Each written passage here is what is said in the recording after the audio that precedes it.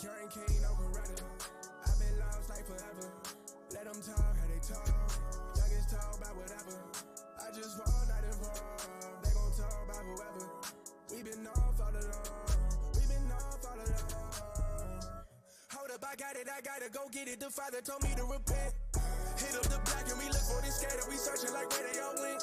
My brothers be wildin', we flipping that Bible. We giving 100%. Gotta be top of the list. Gotta be one of the 144,000. I've been gone for a while and back and forth in my mind. Back and forth, I go back and forth. I've been back and forth all the time. And Lord knows I be wildin'. Lord tell me where my trials and been in denial out here. Really get deep sometimes. And this why I can't ease my mind. That's a problem. Tell me why I can't breathe sometimes.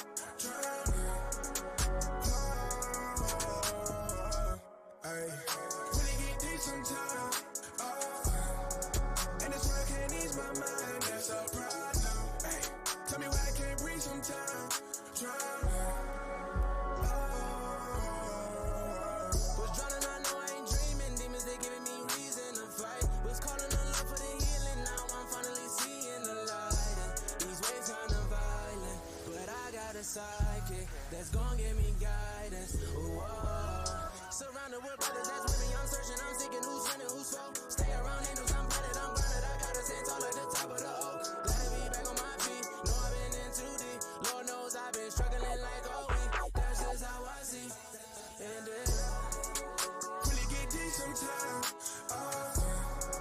And this why I can't ease my mind. That's a problem. Tell me why I can't breathe sometimes. Drowning.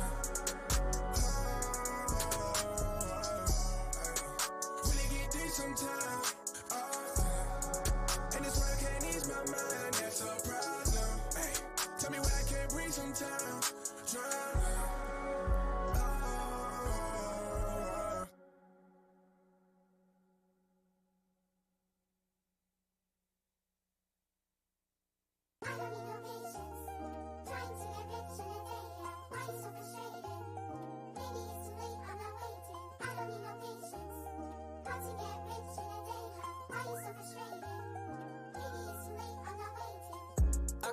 Them statements, I know that I gotta build up my patience.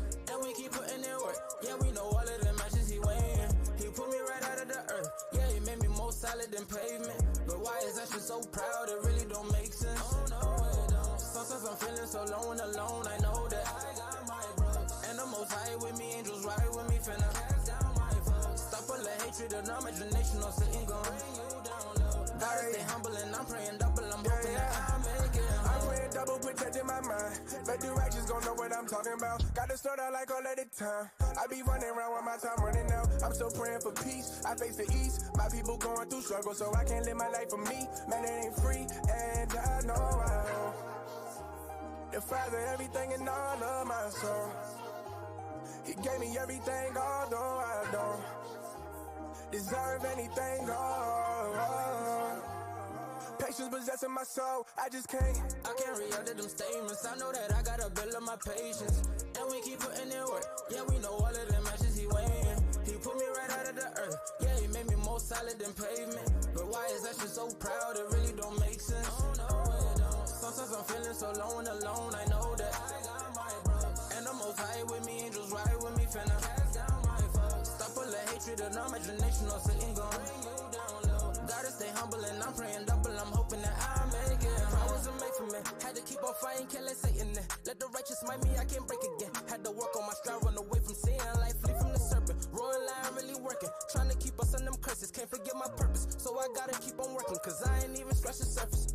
Father, please come direct my steps. Devil try to take away my breath. Pray that he faithfully. Hope you don't return me to the place I left. Please don't forsake me. Searching for safety. I don't want to feel that second death. Gotta go until there's nothing left. I know that I can't react to them statements. I know that I gotta build up my patience. And we keep putting in work. Yeah, we know all of the matches he weighing. He put me right out of the earth. Yeah, he made me more solid than pavement. But why is that shit so proud? It really don't make sense. Oh no, it don't. Sometimes I'm feeling so low and alone. I know that I got my brothers. And the most high with me, angels ride with me. Finna cast down my foes. Stop all the hatred and imagination. No sitting gon' bring you down low.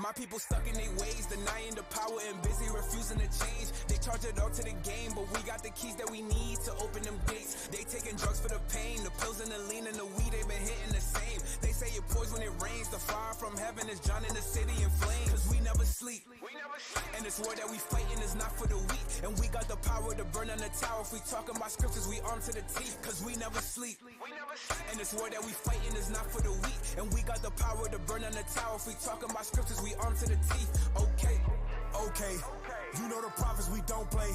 I see a king when I look in the mirror, and y'all niggas yoga like yo play. We playing chess when we blitz in these churches, then we look at them like yo play. My people sleep on the God, but he wake them up with the prophets like obey. Hey, y'all better wake up, they said they lied on Jacob. Me and my sin had to break up. She blow me up like a pager, trying to get me to makeup. Barry Sanders had to shake her. Purple and gold, no Laker. This true shot like tasers. Free yourself, Fantasia.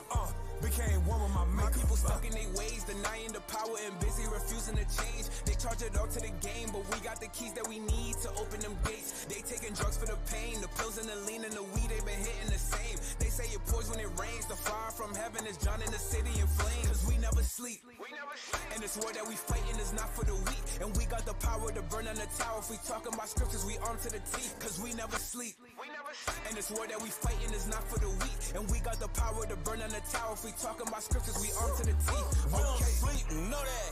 144,000, I've been counting sheep and I'm sowing the reap, know that. My hope in the heavens ain't gotta get deep. Run a victory lap and this ain't the Olympics. Your pastor get cut and he get the red nigga. You live in his will or you die in his vengeance. The reason we blitzing and teaching repentance. Now turn up the temperature, you will not need coach. When that nuke hit, that's a heat stroke. From the east coast to the Golden Gate. Burning these bridges, he really do hate. The U.S. surveyed. And everything that it came with. From Roe v. Wade to the slave ship. Get it back in the blood that it's stained with. My people stuck in their ways, denying the power and busy refusing to change. They charge it all to the game, but we got the keys that we need to open them gates. They taking drugs for the pain, the pills and the lean and the weed, they been hitting the same. They say it pours when it rains, the fire from heaven is drowning the city in flames. Cause we never sleep, and this war that we fighting is not for the weak. And we got the power to burn on the tower. If we talking about scriptures, we armed to the teeth. Cause we never sleep, and this war that we fighting is not for the weak. And we got the power to burn on the tower. If we talking about scriptures, we armed to the teeth. Ain't no time to hit the snooze.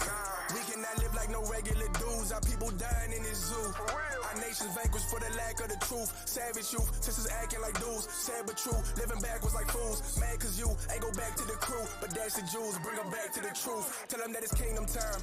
Walking through the fire, can't see the prize. Much more promise than perceive with eyes. But our people can't see through the seating lies. Cause the blind lead the blind and flee the wise. So while it's our time to rise some peace and quiet. You sleep out here tweeting about this demon time. Wake up from the slumber, gotta see the signs. Free your mind.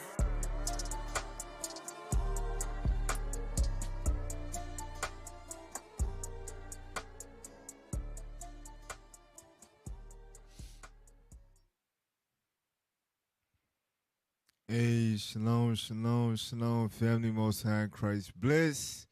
Welcome to another edition of History in the AM. Today you got Captain Emmanuel of IUIC, Arkansas. All right, all praise to the Most High God. It has been a while. All right, it has been a while. But we back. Shout out to Captain Yedaya. All praise to the Most High. I'm back in the rotation.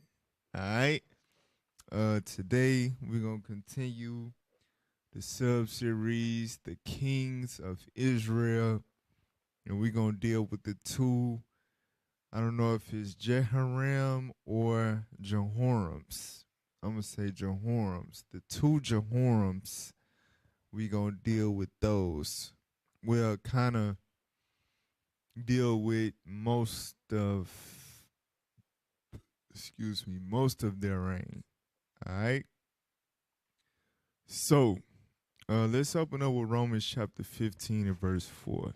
Now I ain't gonna try to, this shouldn't be a long class. This should be pretty short.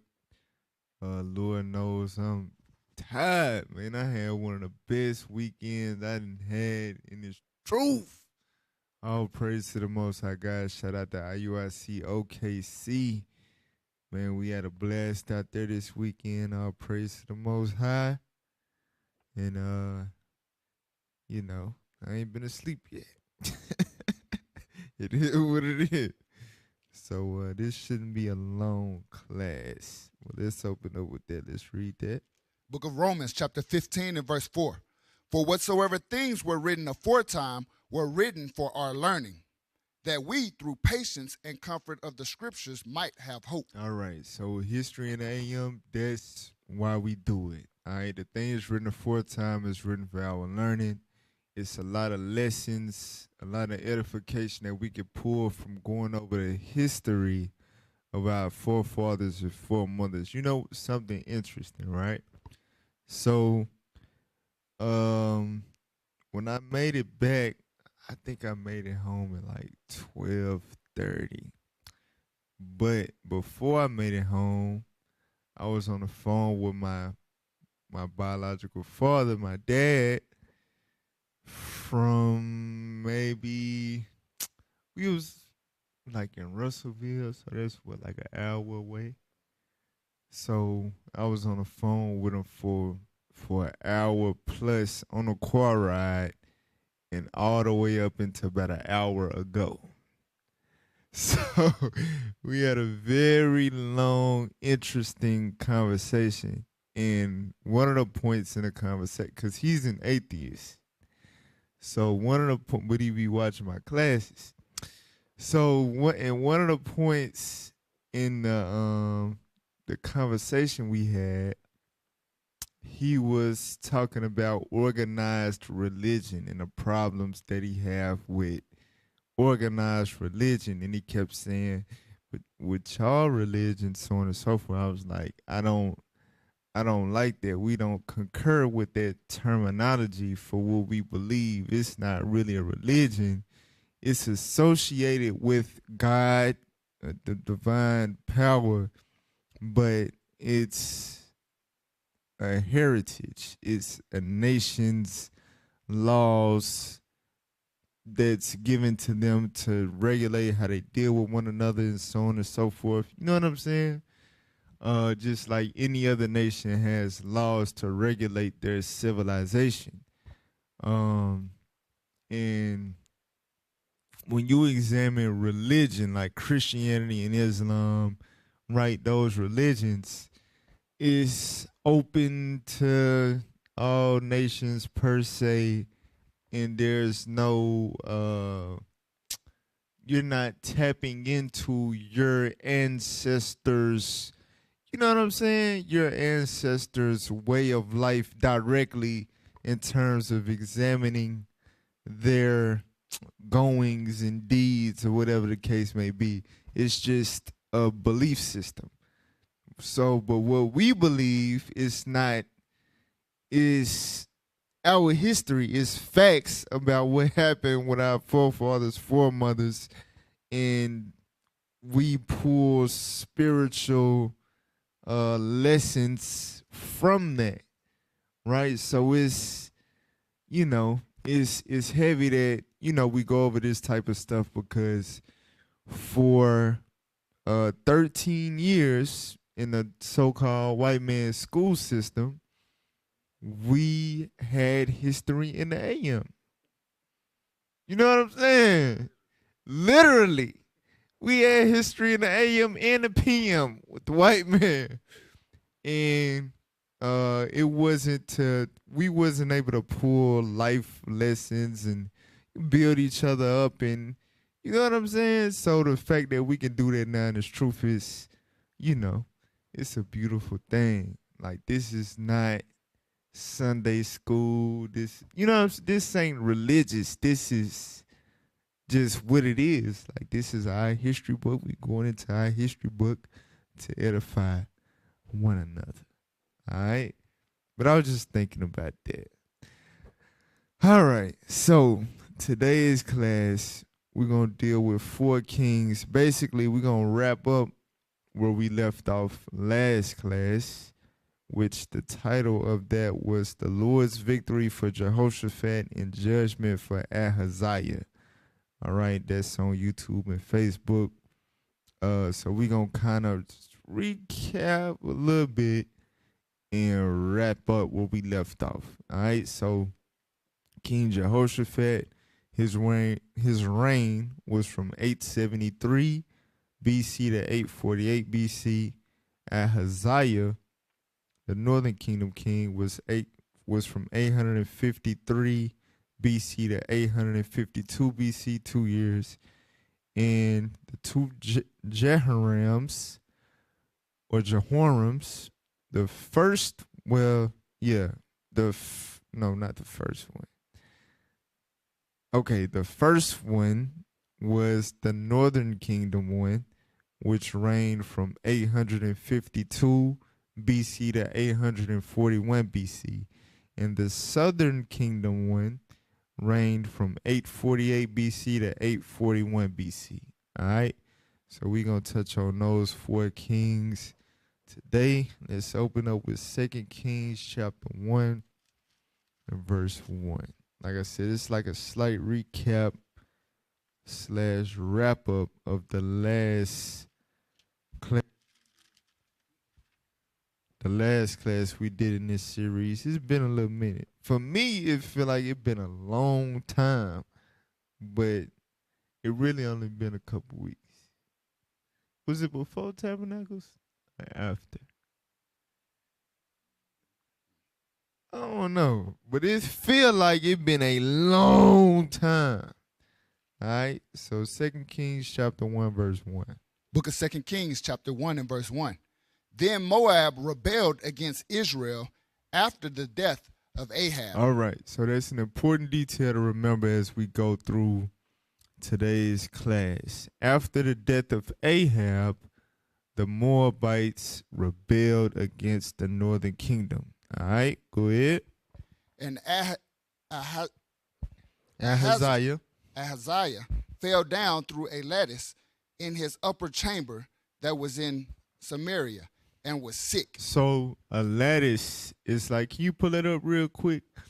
It's like a roof, but it's not a roof. Like you ain't supposed to walk on it. All right? It's not good to walk on because you could fall through it. Some of us probably fell through stuff like this when we was kids. I'm sure I did. All right, put that on the screen. Give me, scroll down. Yeah, give me the one in the middle right there. Nuh-uh. Yep, that one right there. So, all right, so just imagine that being the roof, or however you want to put it, like the top of your house or something, or a room in your house, and you walk on top of that, and your foot land the wrong way, and it go inside of it, or you step too hard, or whatever, and you fall through that junk.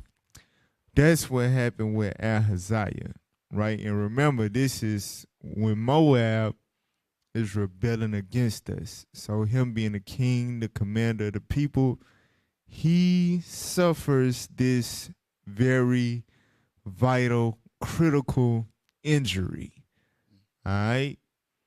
So he goes to the point of basically not being able to recover. So it was I don't know if he got paralyzed. It was a very severe fall, all right, when he fell through this lattice. So you can get off the screen. Go ahead. And he sent messengers and said unto them, Go, inquire of Beelzebub, the god of Ekron, whether I should recover from this disease. So he sent messengers to inquire of the devil. Hey, devil, how can I heal myself from this fall? Right? He probably got an infection, bust his head or something, got an infection. It's something like an infectious disease that came from him falling. All right, go ahead.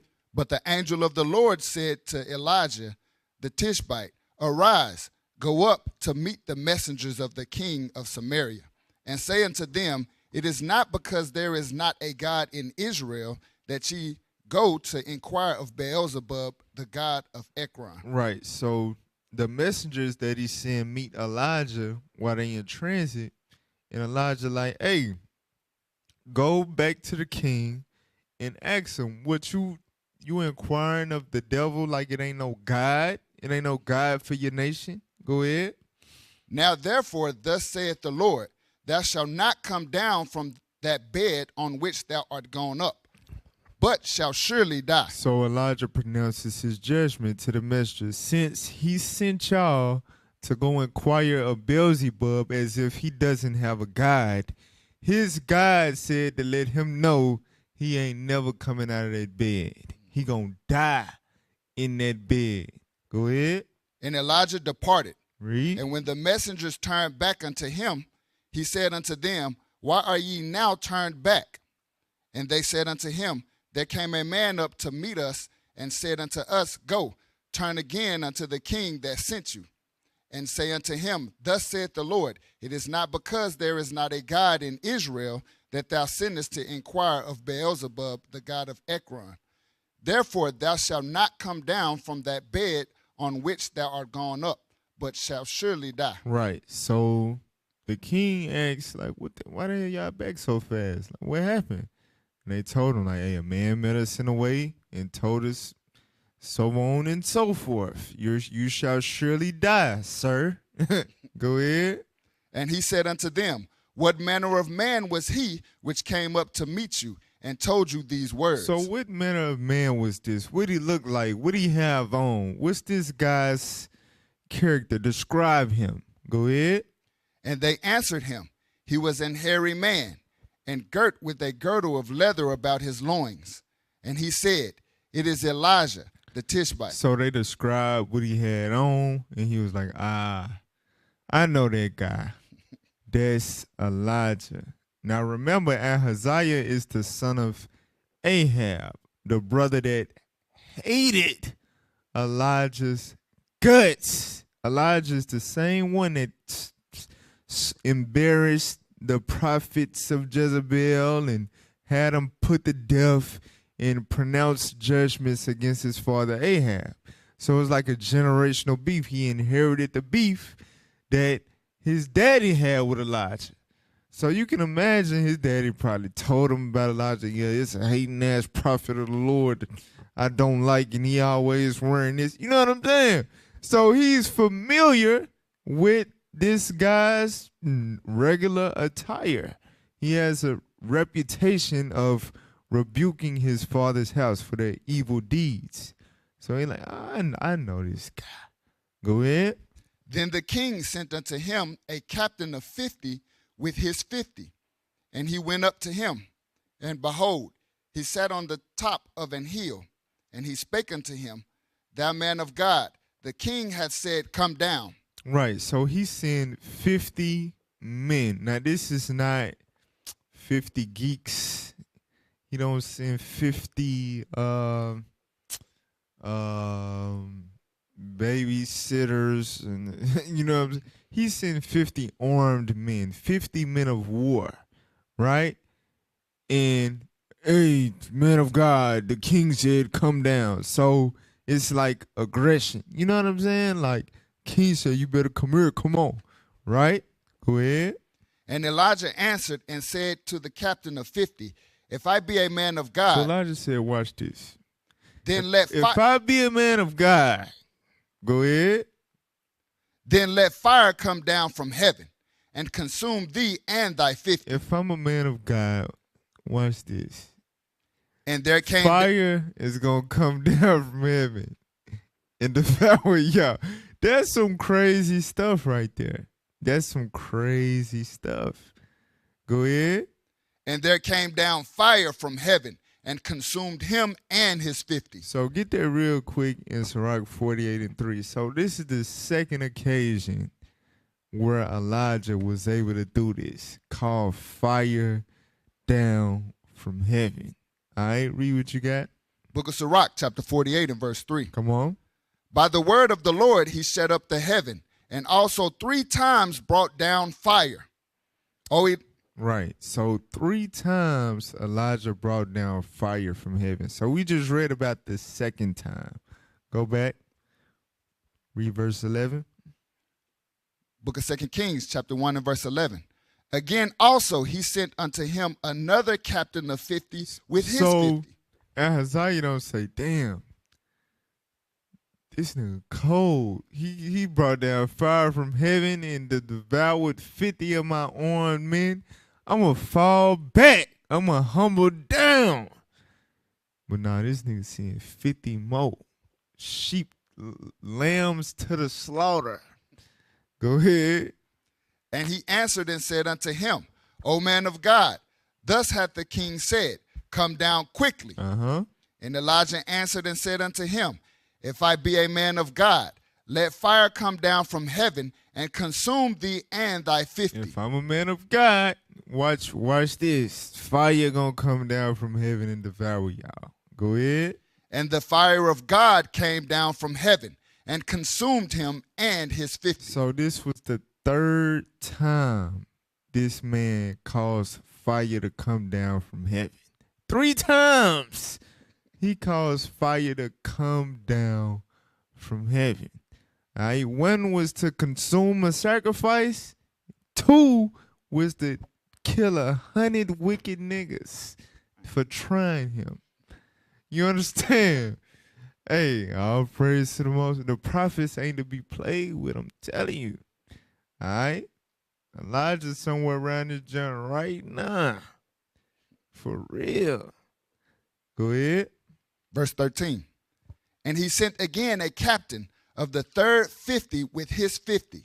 And the third captain of 50 went up and came and fell on his knees before Elijah and besought him and said unto him, O man of God, I pray thee, let my life and the life of these 50 thy servants be precious in thy sight. So this last group of 50, their captain had some sense. It was like, I'm not finna play tough with this guy. This guy, he got power to call fire from heaven. I'm gonna humble myself on behalf of the king. Like, hey, please, I don't want no smoke. Literally, I don't want no smoke, Elijah. All right, go ahead. Behold, there came fire down from heaven and burnt up the 2 captains of the former 50s with their 50s. Uh-huh. Therefore, let my life now be precious in thy sight. Spare me, Elijah. Go ahead. And the angel of the Lord said unto Elijah, go down with him and be not afraid of him. So the angel had to go and comfort a lot like Elijah. You go with him. It's all right. All right, you can go down to the king. Read. And he arose and went down with him unto the king. Uh-huh. And he said unto him, thus saith the Lord, for as much as thou hast sent messengers to inquire of Beelzebub, the god of Ekron, is it not because there is no God in Israel to inquire of his word? Therefore thou shalt not come down off that bed on which thou art gone up, but shalt surely die. So Elijah went in the spirit of the Lord and told him to his face, nigga, you gonna die in that bed. He went and told him to his face. All right. So go to 2 Chronicles chapter 18, verse 1. So again, that brother only reigned for 2 years. He fell through that lattice. All right. Suffered a chronic, well, I don't want to say chronic because it didn't last that long, but a vital injury that took him out the game. And because he wanted to inquire of the devil and not the Lord on his healing process, he never healed. All right? He died in that bed. So read that. The book of 2 Chronicles chapter 18 and verse 1. So this is a quick little recap and wrap up of Jehoshaphat. All right? Read that real quick. Now Jehoshaphat had riches and honor in abundance and joined infinity with Ahab. All right. So Ahab is the most wicked king documented in the scriptures. All right. He was Jezebel's husband. It said it was no king like unto Ahab in terms of his folly, his wickedness, right? Jehoshaphat had riches and honor in abundance because he was righteous. he kept the commandments of God. He walked in the ways of King David while he was reigning over the southern kingdom. For some odd, and this what we went over last time, I don't know. I don't get it. But for some odd reason, he was able to find some type of affinity. He took a liking to this wicked nigga Ahab. All right, now watch this. Go to chapter 19 and verse 2. Book of 2 Chronicles, chapter 19 and verse 2. So now, this was after he joined an affinity with Ahab. They went to battle. Ahab tried to slime him out. He said, Jehoshaphat, you dress up in your royal apparel while I disguise myself like one of the regular guys. Because Ahab knew that they were going to target the king. But they wasn't after Jehoshaphat. They was after him. So he was really setting Jehoshaphat up to get killed to preserve his life. And the Most High still killed his ass anyway. And Jehoshaphat was able to get away. So you would have thought that taught Jehoshaphat a lesson. Like, I need to stop aligning myself with wicked niggas because they'll try to slime you out. Right?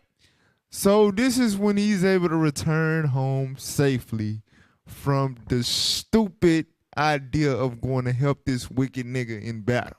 Right? Read that. Verse 2. Book of 2 Chronicles, chapter 19 and verse 2. And Jehu, the son of Hananiah, the seer, went out to meet him. Hananiah. The seer. Hananiah, the seer, went out to meet him and said to King Jehoshaphat, shouldest thou help the ungodly and love them that hate the Lord?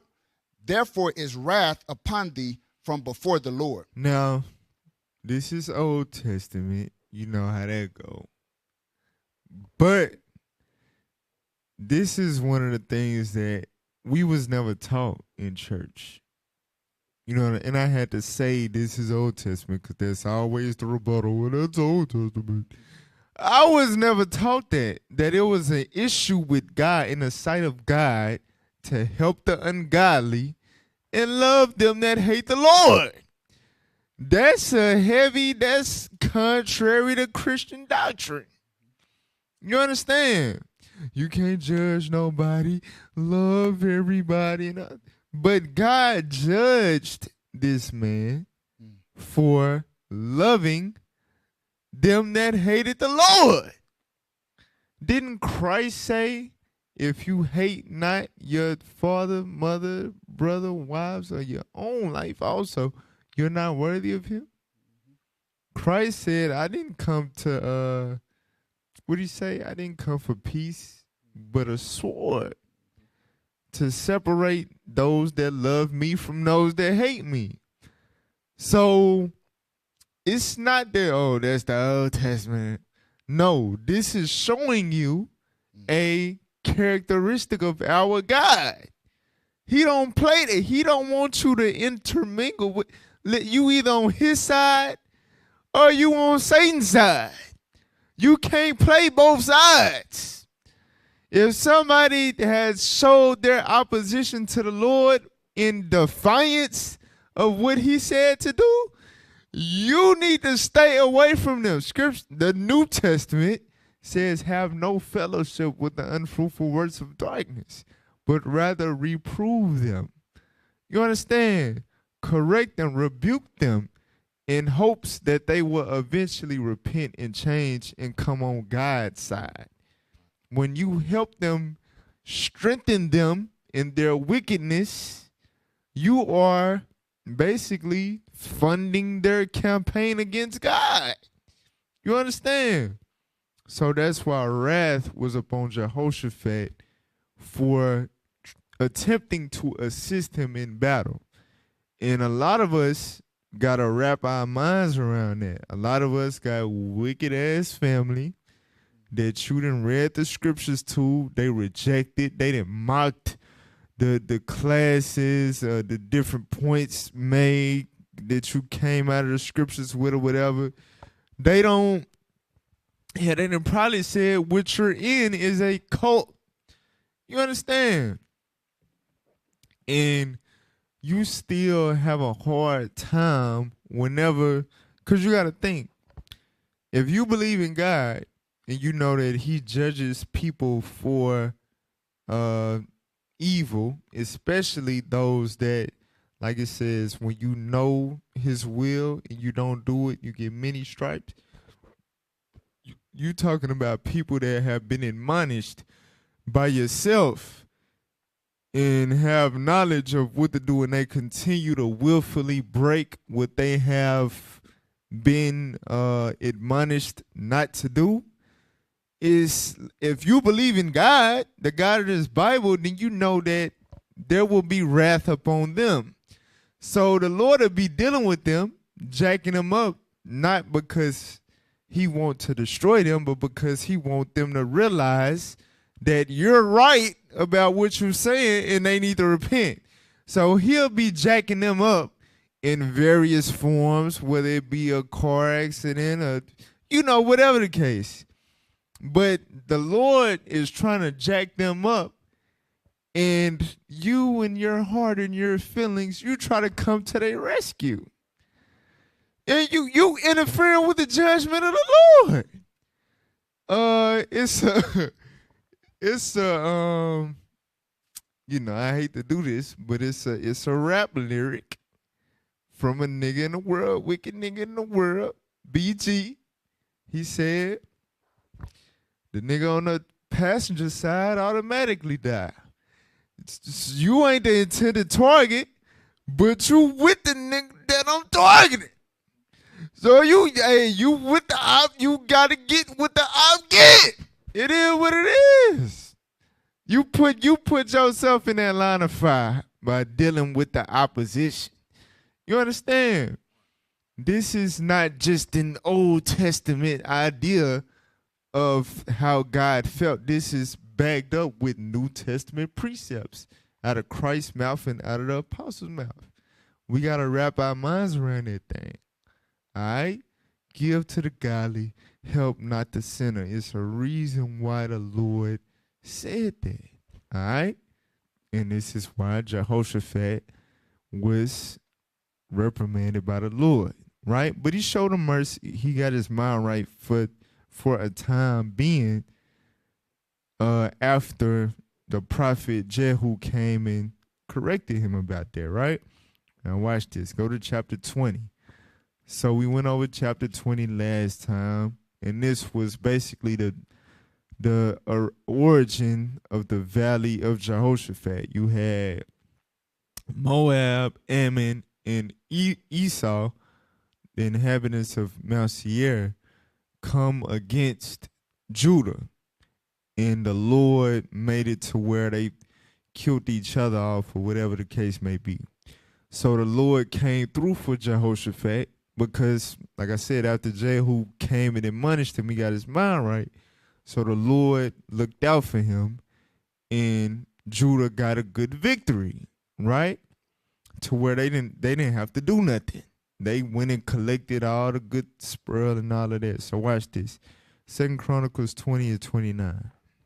Book of 2 Chronicles, chapter 20 and verse 29. And the fear of God was on all the kingdoms of those countries, when they had heard that the Lord fought against the enemies of Israel. Right. So it was obvious on how the event panned out, how the defeat of Moab, Ammon, and Esau panned out. The nations got wind like, damn, there go they God again. That same God that did what he did to Egypt, he working for him again. You understand? So the fear of God fell on the nations round about. Go ahead. So the reign of Jehoshaphat was quiet, for his God gave him rest round about. So the nations fell back from trying Judah after that. They saw, hey, they God dealing with them. We gonna fall back. So Jehoshaphat had peace in his realm. Read. And Jehoshaphat reigned over Judah. He was 35 years old when he began to reign. And he reigned 25 years in Jerusalem. And his mother's name was Azubah, the daughter of Shahai. Come on. And he walked in the way of Asa his father, and departed not from Now it. remember what the scripture said about Asa. It said Asa's heart was perfect with the Lord until he became bitter against the Lord, right? So when it says he walked in the way of Asa his father, going into when he was keeping God's commandments to a point of perfection. Go ahead.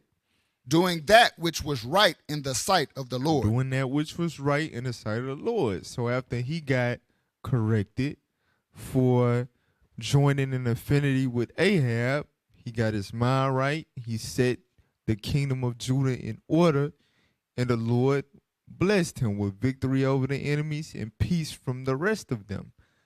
Now watch this. In a process of time, what happened? Read verse 35. Verse 35. And after this. So after this victory that the Lord gave Jehoshaphat, go ahead.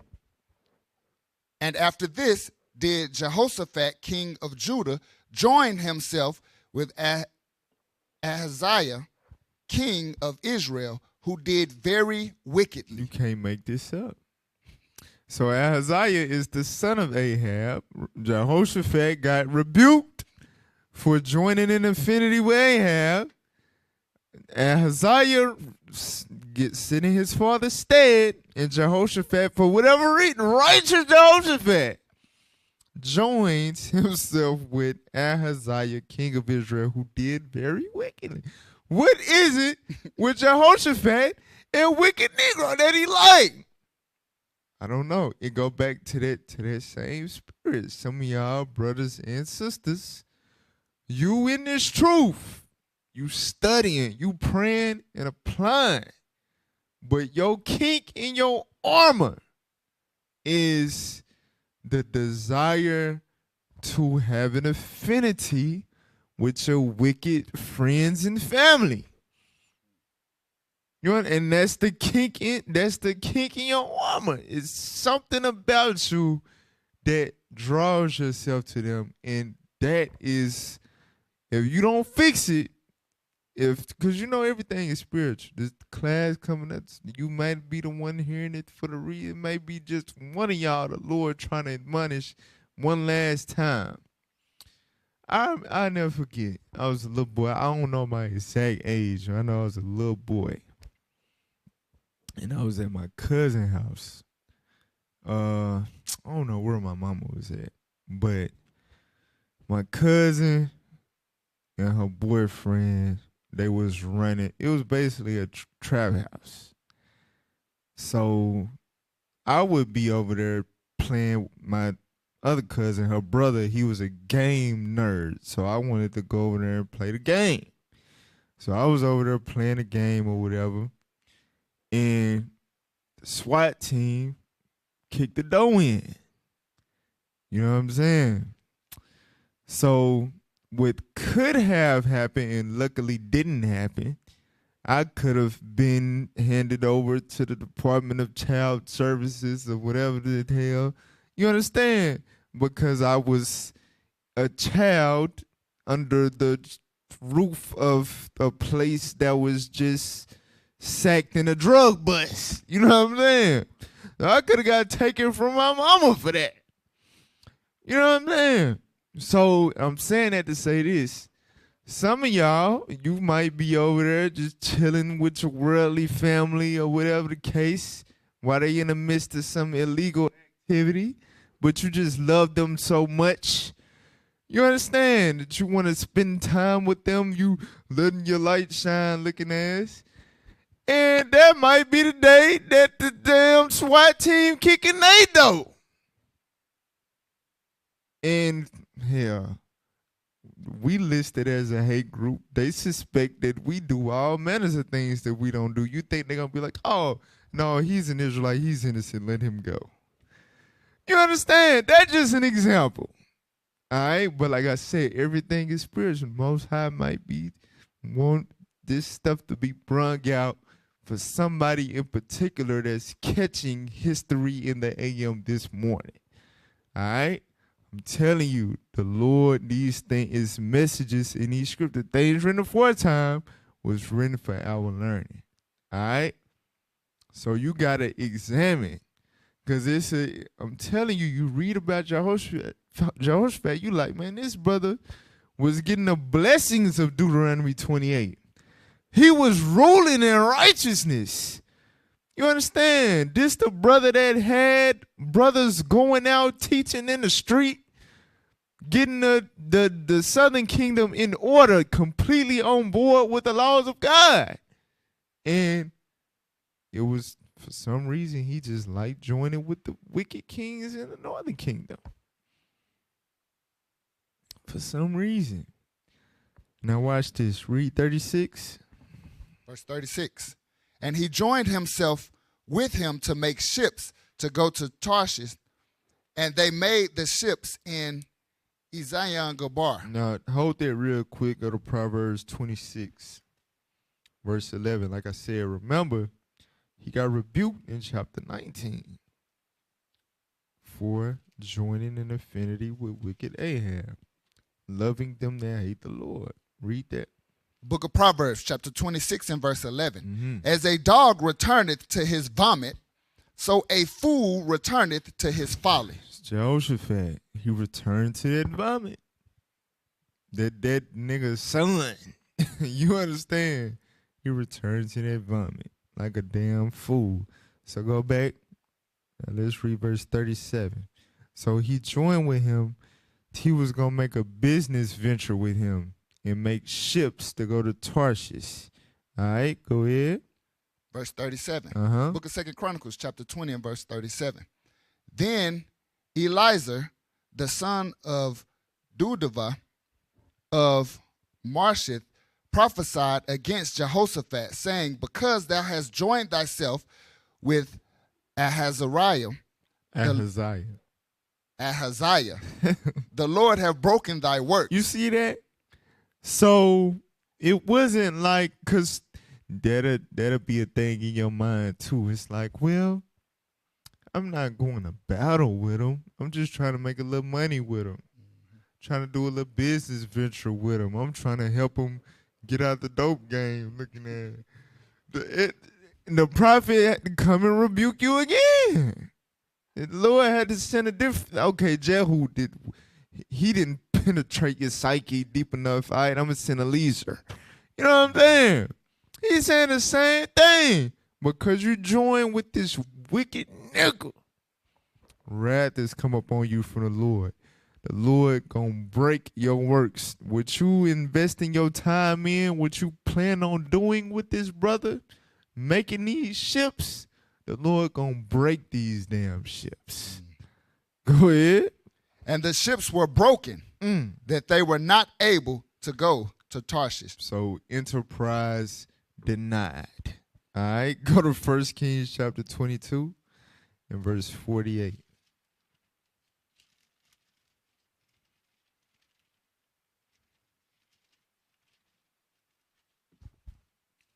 The book of 1 Kings, chapter 22 and verse 48.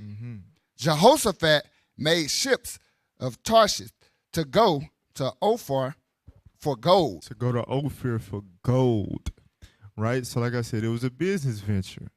It was to get gold, right? Go ahead. But they went not, for the ships were broken at Ezion-Geber. Which was judgment from the Lord, like the prophet said, because you, when it joined with this wicked man, the Lord have broken your works. Go ahead. Then said Ahaziah, the son of Ahab, unto Jehoshaphat, let my servants go with thy servants in the ships. Right. So after this, Ahaziah trying to talk to Jehoshaphat like, hey, let my servants go with your servants in the ships. We gonna make it right, whatever the case. Read on. But Jehoshaphat would not. But Jehoshaphat learned his lesson like, nah, bro, hey, the Lord just jacked my stupid ass up. So nah. So he learned his lesson the second time. He got rebuked the first time, repented, then made the same mistake, got rebuked, repented, right? He said, nah, bro, it's over with. That was a bad idea. All right? Now watch this. Go to 2 Kings chapter 3 and verse 1. Book of 2 Kings, chapter 3 and verse 1. Now Jehoram, the son of Ahab, began to reign over Israel in Samaria the 18th year of Jehoshaphat, king of Judah, and reigned 12 years. So this is the northern kingdom Jehoram. All right. He was, well, watch this, keep reading. Verse 2. And he well, wrought. Give me the who's who in the Bible, page 192, about Jehoram. All right, because remember Ahaziah, he fell through the lattice and he died in that bed. He never recovered from his injury from falling through the lattice. All right, he died in 2 years. So read that. You want the first number 1? Hold on. I feel like it's some.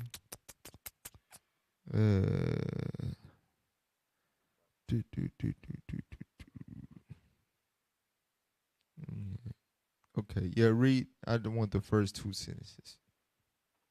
Number 2. Jehoram, 9th king of Israel after the monarchy split, he reigned 852 through 41 BC. So this is the northern kingdom Jehoram. All right, the 9th northern kingdom king. Go ahead.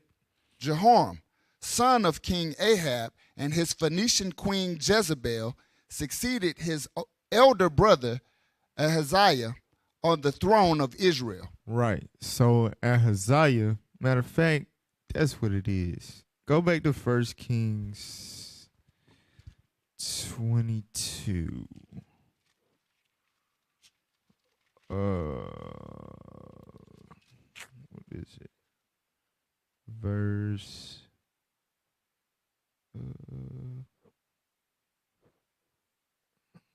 No, I know what it is. 2 Kings 1:17. Book of 2 Kings, chapter 1 and verse 17. Mm-hmm. So he died according to the word of the Lord, which Elijah had spoken. And Jehoram reigned in his stead in the 2nd year of Jehoram, the son of Jehoshaphat, king of Judah, because he had no son. So Ahaziah didn't have a son. So what happened? When he died in his bed, his younger brother reigned in his stead. That's Jehoram. So Jehoram was not the son of Ahaziah that was heir to the throne by way of the lineage of being Ahaziah's son. He was Ahaziah's younger brother. So this is still Ahab's son. So his daddy was Ahab, his mama was Jezebel. All right? So go back to 2 Kings chapter 3. Now let's read verse 2. Book of 2 Kings chapter 3 and verse 2. And he wrought evil in the sight of the Lord, but not like his father and like his mother. Right. So the Lord said he was wicked, but he wasn't as wicked as his daddy, his mom and his daddy. Go ahead. For he put away the image of Baal that his father had made. So he put away the image of Baal, right? And this was a huge image of the devil. You ever seen that? Pull up, just Google Baal. This ugly ass. Man, this would be in Beyonce and them videos when the screen flash real fast. All right.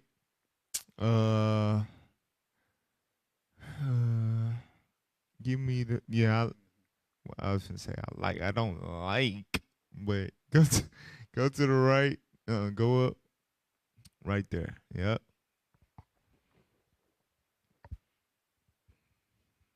Put that on the screen for us.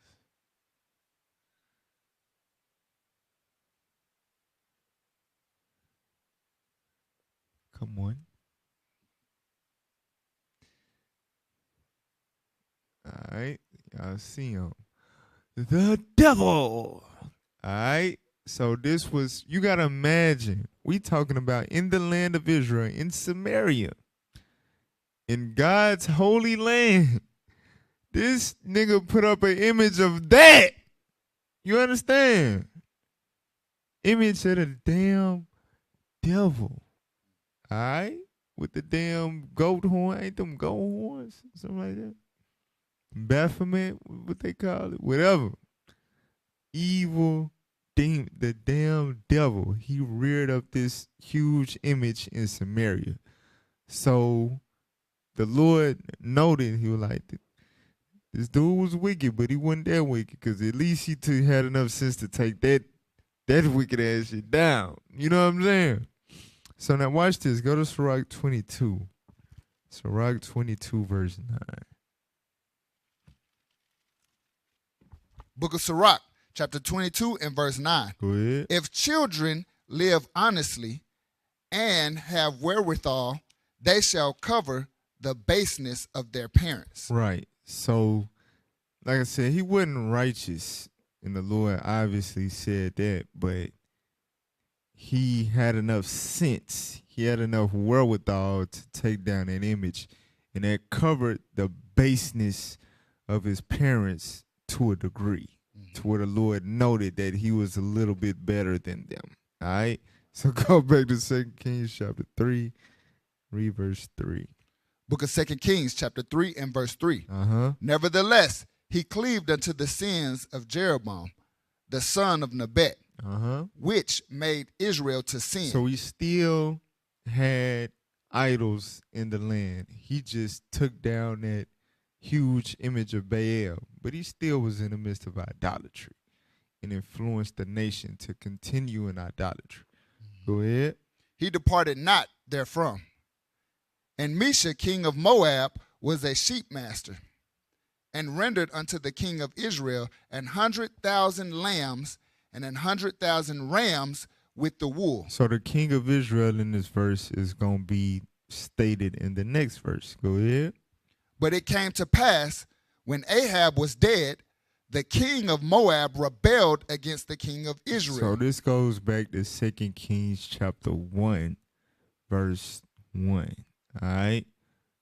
Ahab, when he was ruling, he had some type of deal worked out with Moab to where they was rendering unto him these abundance of sheep. So when Ahab passed, he was like, Moab, I guess he got his kung fu nuts up. It's like, I ain't doing that no more. I ain't doing it no more. Right? So they begin to rebel against the northern kingdom. All right. Now watch this. Read on. Verse 6. And King Jehoram went out of Samaria the same time and numbered all Israel. And he went and sent to Jehoshaphat, the king of Judah, saying, the king of Moab hath rebelled against me. Wilt thou go with me against Moab to battle? Right. So Jehoram, he wrought evil in the sight of the Lord. He wasn't right. All right. He goes to Jehoshaphat. It's like, hey, will you go up with me against Moab? Go ahead. And he said, I will go up. I am as thou art, my people as thy people, and my horses as thy horses. You can't make this up. Jehoshaphat has a serious problem. All right. But this story, it's not going to end tragically for Jehoshaphat. All right, but it just, for some reason, that the house of Ahab was just dear to him. I don't know what Ahab did to the brother, but he could not let he loved him, his sons. I don't know. All right, but it is what it is. Read on. Verse 8. And he said, which way shall we go up? And he answered, the way through the wilderness of Edom. So the king of Israel went, and the king of Judah, and the king of Edom. So they passed through Edom to go against Moab, and they basically pick up the king of Edom along the way. Now, it's saying the king of Edom, but basically it's really saying a chief god, because Edom is under the dominion of Judah during this time. We're going to prove that in a little bit.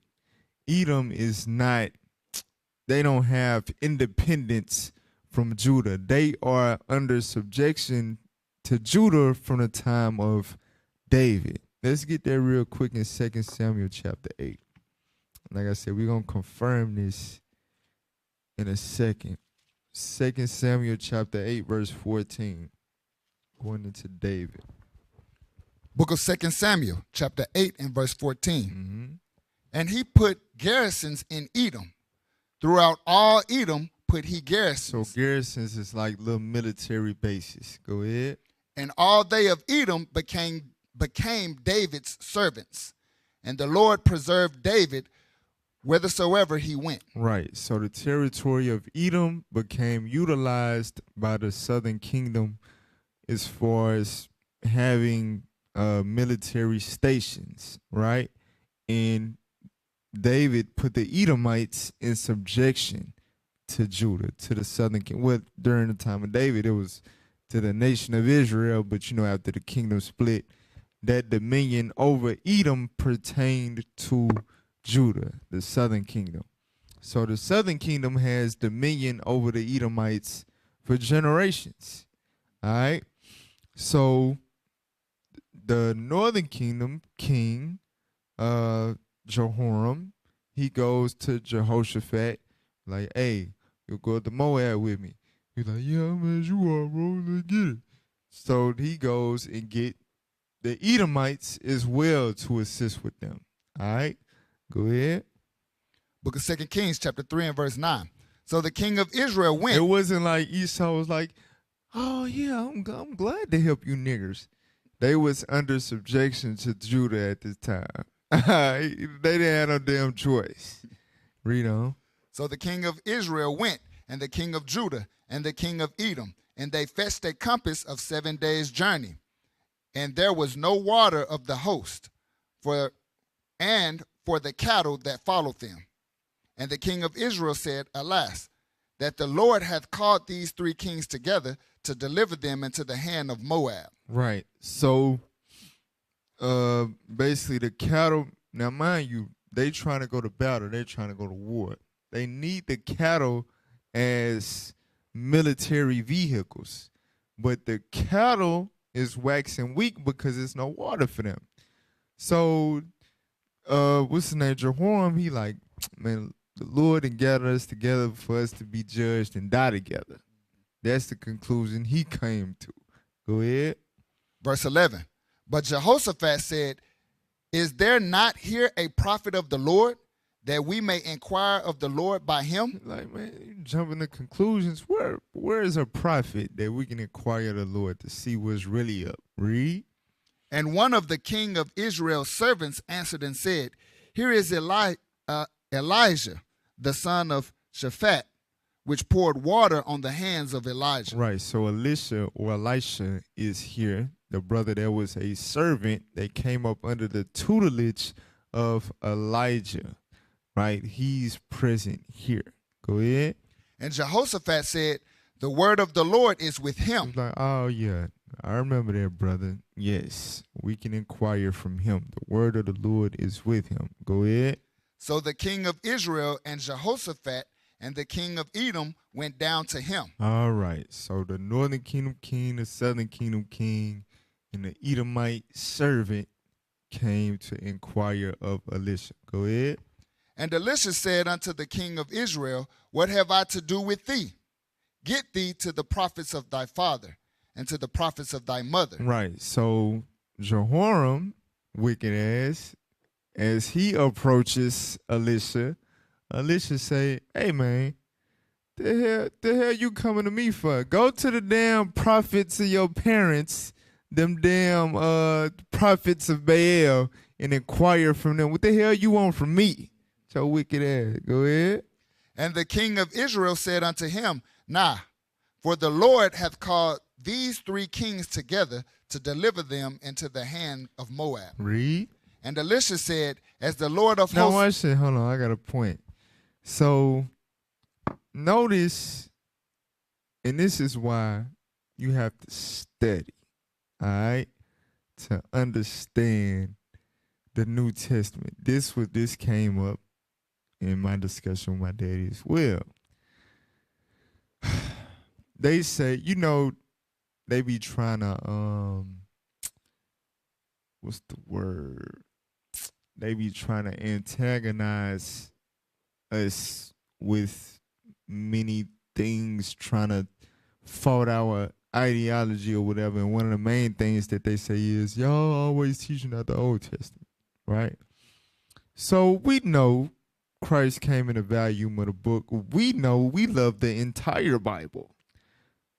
But if 75 to 80% of the Bible is the Old Testament, and we're teaching the Bible, by default, wouldn't most of the time we would be coming out of the Old Testament?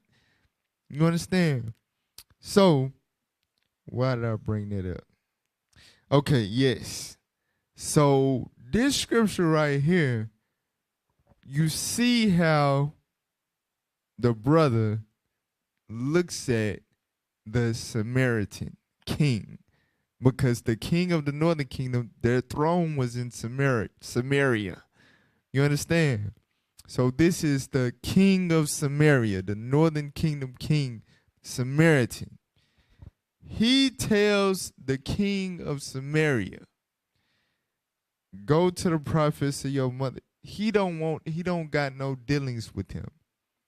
Why? Because his father's house, in every damn, because he was the 9th king of the northern kingdom, all 9 of their ass worshipped idols. So Elisha is like, I'm not dealing with you, bro. You can't come to me trying to inquire the Lord. Go inquire them damn prophets to them idols. That's how the southern kingdom viewed the northern kingdom, dating back to then. Now watch this. Go to John chapter 4. You understand this, then you won't try to make John 4 into something it's not. Well, it was a white woman and the Jews. Well, no damn white woman. It was a northern kingdom sister. Now read chapter 4, verse 22. Look at what Christ said to her. The book of John, chapter 4 and verse 22. Ye worship, ye not, Ye worship, ye know not what.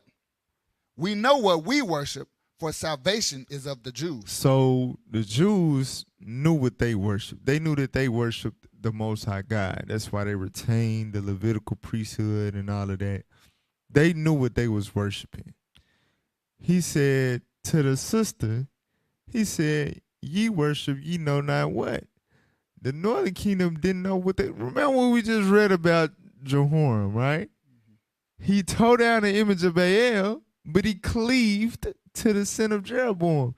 The sin of Jeroboam, he made 2 golden calves, one in Bethel, one in Dan. So that means he still had idols set up in the land, just different idols from Baal. You understand? So they was switching and going back and forth to different idols, and you understand? That's why Christ said that ye worship, ye know not what. Y'all don't know what the hell y'all want to worship. It ain't the Most High, though. You know what I'm saying? Y'all got a diversity of idols in Samaria. Y'all don't know what the hell y'all want to worship. Now read verse 9. Verse 9. Yeah. Then said the woman of Samaria unto him, Uh-huh.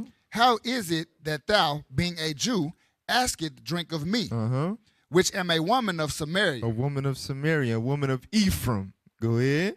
For the Jews have no dealings with the Samaritans. And we just read an example of that. He said, man, go inquire at the prophets of your mom and your daddy. I'm not dealing with you. You understand? Now go back to 2 Kings 3, read verse 14. Book of 2 Kings, chapter 3 and verse 14. This precept even solidified even more. Watch this.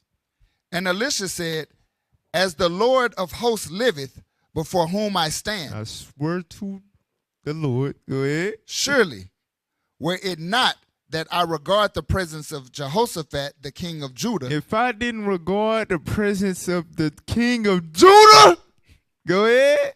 I would not look toward thee, nor see thee. Do y'all hear this? If you wasn't with my boy from the tribe of Judah, I wouldn't even look your way. I wouldn't give ear to your voice.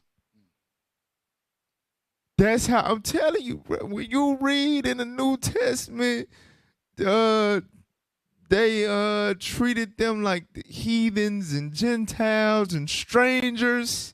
You understand? It's clear. That's why you gotta study. It's clear. They was cut off. The Jews, the righteous Jew, they had no dealings with them. No dealings with them. It was severe. All right? Keep reading. But now bring me a A minstrel. minstrel is a musician, right? They play on a flute, a string instrument. Go ahead.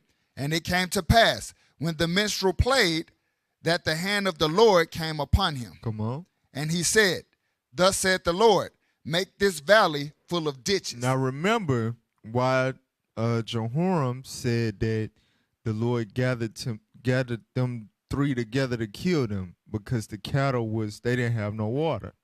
So Elisha says, hey, make this valley full of ditches.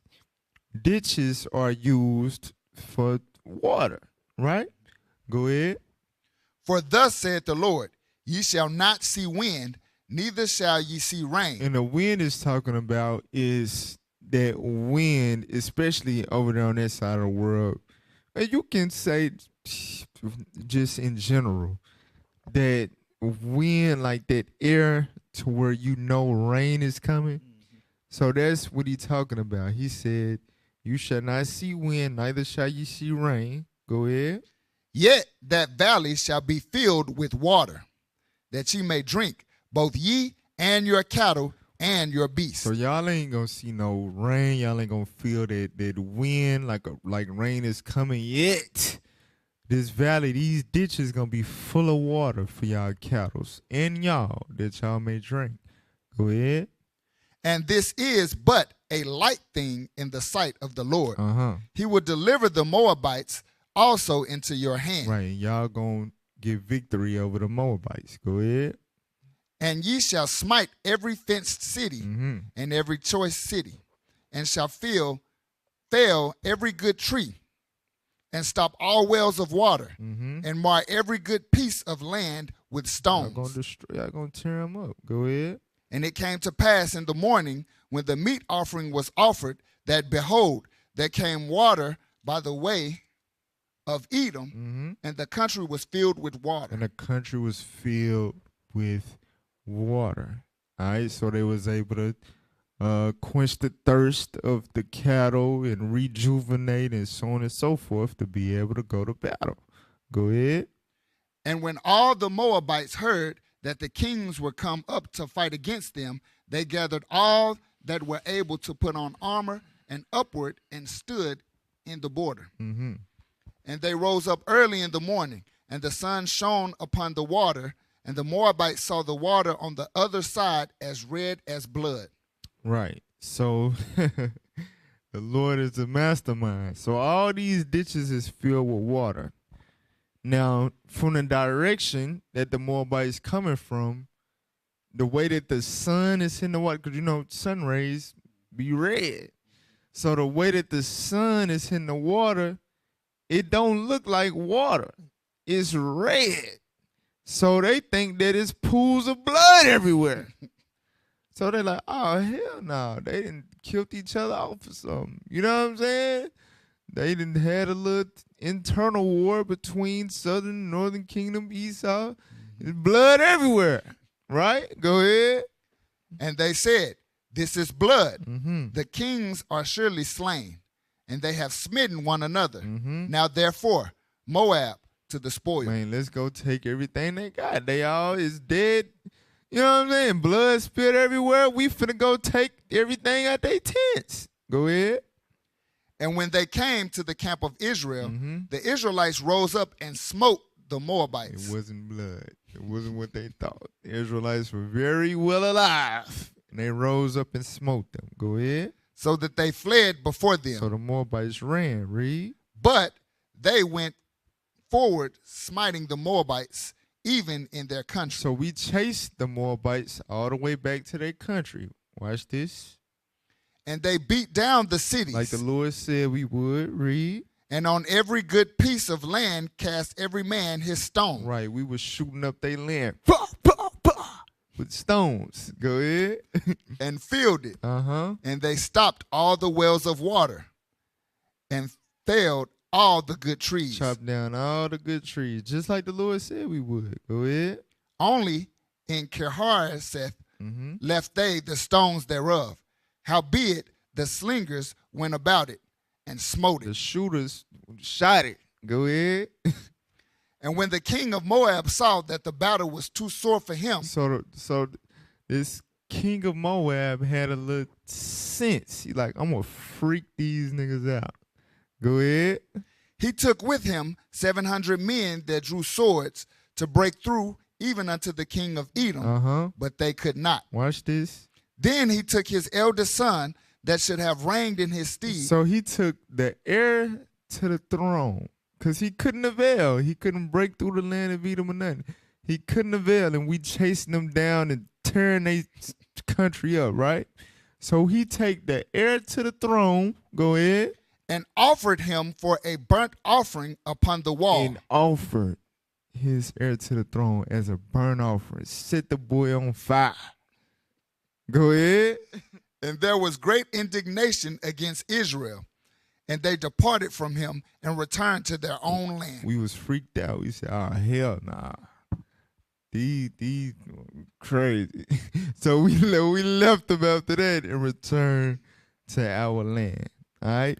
So remember, this is during the time of the northern kingdom king Jehoram, while Jehoshaphat was still reigning. So this was the early stages of his reign. So it was when the next time we'll get back on him and deal with the latter part of his reign where he had beef with Syria. All right?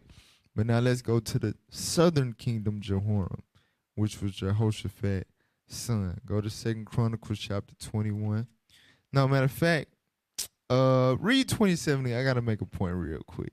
Because some people will interpret that as if Moab, when he offered his son, the king of Moab, when he offered his son, like that was an offering to the Lord, and the Lord caused Israel to return.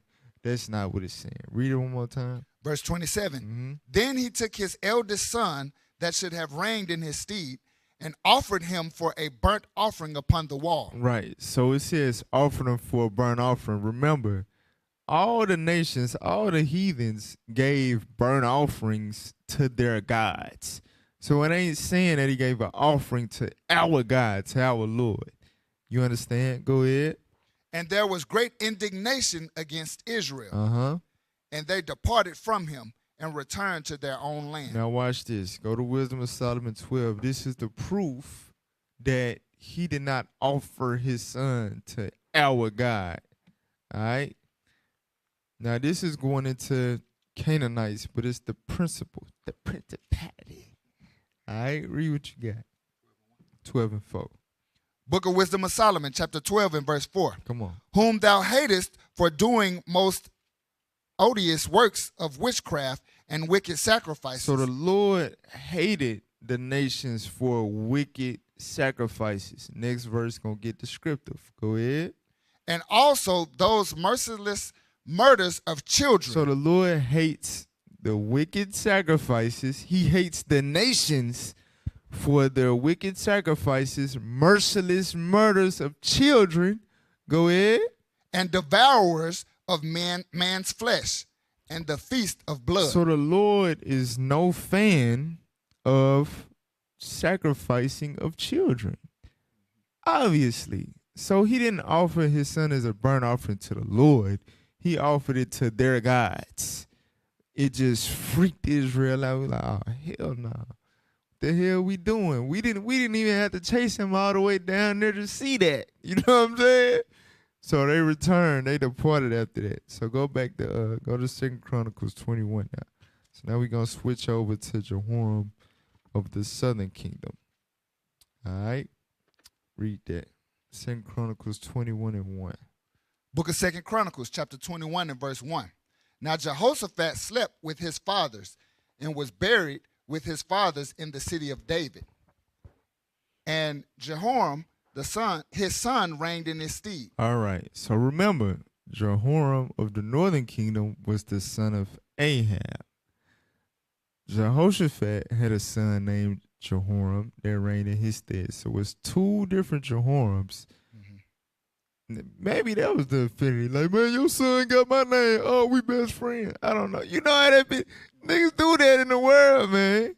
For real. You have some type of comment like, oh, damn, your sister named LaToya. That's crazy. They got the same birthday. Nah, bro. We soul partners. I don't know. They both had a son named Jehoram. All right? They two different dudes. So Jehoshaphat's son Jehoram reigned in his stead, all right, beginning in 848 BC. Come on. And he had brethren and sons of Jehoshaphat, Azariah, and Jehiel, and Zechariah, and Azariah, and Michael, and Shephatiah. Come on. All these were the sons of Jehoshaphat, king of Israel. All right, so Jehoshaphat had a good little handful of sons, right? Now remember, we read about Ahaziah and then Jehoram on the northern kingdom side. And Jehoram reigned in his brother's stead, right? Now watch this. Read. Verse 3. And their father gave them great gifts of silver and of gold and of precious things with fenced cities in Judah. But the king gave he to Jehoram. The kingdom. But the kingdom gave he to Jehoram because he was the firstborn. Right, so we looked out for all his sons. You know what I'm saying? All of them had a great inheritance. They all had the bread from their father, but Jehoram would take the throne because he was the firstborn, right? Now, watch this, read on.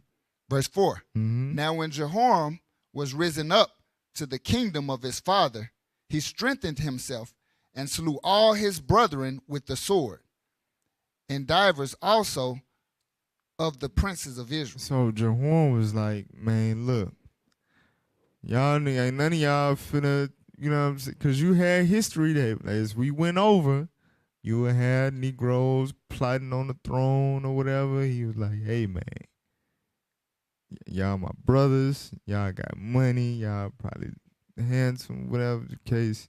I'm going to get y'all out the way. Wicked as hell. Wicked as hell. All right? So, here's the kicker. All right, keep reading. Jehoram, because you got to ask yourself, Jehoshaphat was righteous in terms of his leadership over the southern kingdom. Why his son get on the scene and kill all his brothers like that? What the hell is wrong with this boy? Right? Watch this. Keep reading. Jehoram was 32 years old when he began to reign, and he reigned 8 years in Jerusalem. And he walked in the way of the kings of Israel. He walked in the way of the kings of the northern kingdom. All right, so read on. Watch this. Like as did the house of Ahab. Watch this. For he had the daughter of Ahab to wife. He had the what? Daughter of Ahab to wife. Y'all see this, right? So when it say Jehoshaphat joined in affinity with Ahab, what had happened was Ahab promised his daughter to Jehoshaphat's son. You understand?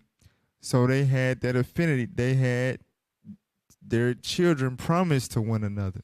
So Jehoram married Ahab's daughter. Who was Ahab's daughter? Ahab's daughter was also Jezebel's daughter. You understand? You don't think, what the scriptures say, as the mother is, so is the daughter, right? So you wonder why he get on the throne and he get to killing his brothers. You know what I'm saying? And what it say? Walking in the ways of the kings of Israel, meaning he was in idolatry too. Where do you think that influence came from? Ahab's little girl. You understand? Jezebel Jr., her damn daughter. All right? I'm telling you, man, I'm telling you, this simp, when you got that spirit, you give a woman the power to influence you or whatever. Listen, this is another part of the conversation I had with my dad. This was actually where it started, because he was like, yeah, I watched the class and all of that, whatever. I've been watching stuff. I'm like, which one you checked out? He was like, yeah, I just had watched the Sorrows of a Simp. I think that's what it's called. You know, that was the latest class. Like, oh, really? So he went on to say, like he you know, how I teach and all that, and I be bringing it out, but there's certain stuff he don't agree with. I was like, what you don't agree with? Tell me. He was like, y'all views on women? I was like, what do you mean our views on women? And we went off into the deep end. But basically, he feels like women are equal to us. So I had to explain to him, and I might do a class on it. You know what I'm saying? I know Deacon Malachi did a wonderful class on it about ruling. It was called Ruling the Black Woman.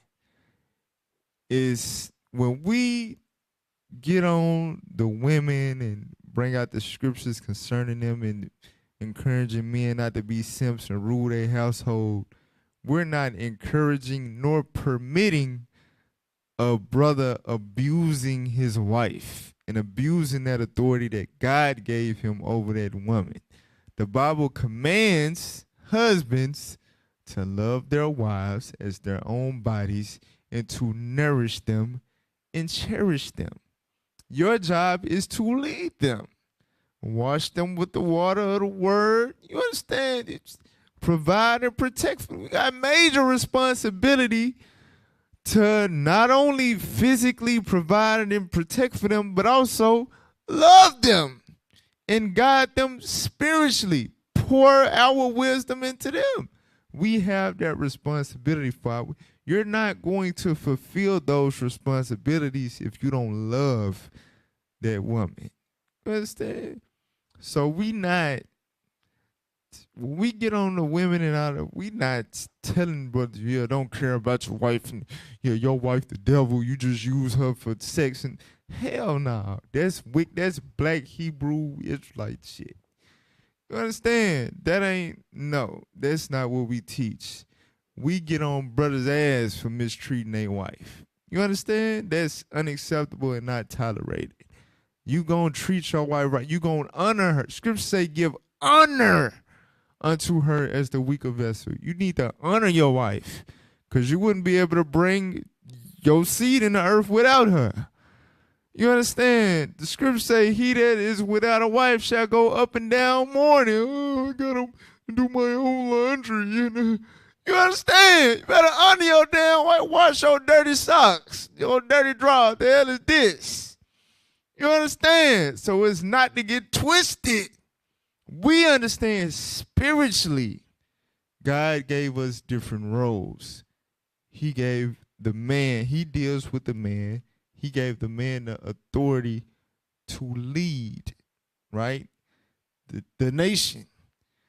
The women have a divine role, because you got to think of the child grows inside of her and comes out of her. The first contact is made with her. It's a special type of bond and connection that the mother has with the child. That child has a deep natural affinity with the mother, right? So her divine role is to bring up them damn kids. She is a leader in her own respect and making sure she raised the kids right. And the man has to work hard to ensure that she can do that to the best of her ability. And that just makes so much sense to me. You understand? But, feminism, all that shit, I don't know. But brothers, it's to keep things in their natural order and for us to grow as a nation and prosper. We cannot allow our women to step out of that natural role that God gave them and created them to play, right? By giving them authority as a man. You understand? To make them vital decisions of influencing the nation. That's not their place. And whenever we did that in the scriptures, that was our downfall. Remember, Jehoshaphat had the blessings of Deuteronomy 28. His kingdom prospered well. Obviously, he was able to divide to all his sons' riches, right? So by this brother coming up in his stead and doing all of this under the influence of his wicked wife, he's going to cause all of that to be lost. You understand? So things written aforetime was written for our learning. All right? Love your wife, but don't get a water no passage. Don't get a wicked woman liberty to get abroad. You understand? Listen, keep your wife in her place. She has a very special place. She is stronger in certain areas than you. It is what it is. You understand? You can't pull out your damn nipple and feed a baby for hours. And you know what I'm saying? You can't do that. That's her job. She is the chief nurturer in the household. You understand? It is what it is. And let her glory in that. Let her thrive in that area. She's not a shot caller. All right? For real.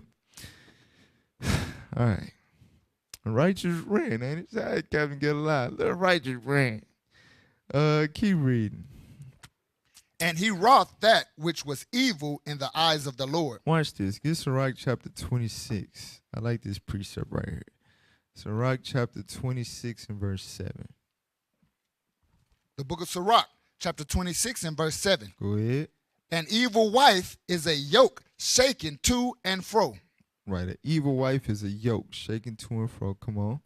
He that hath hold of her is as though he held a scorpion. Right. So a scorpion is something that it sting you, and when it sting you, it put venom inside of you. And venom causes you to incur slow death, right?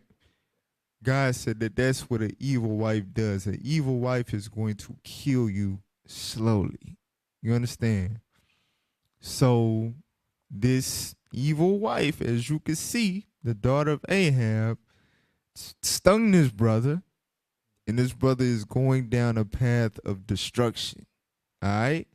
And I'm telling you, that can happen to any one of us. Some of y'all brothers are already full of the damn venom.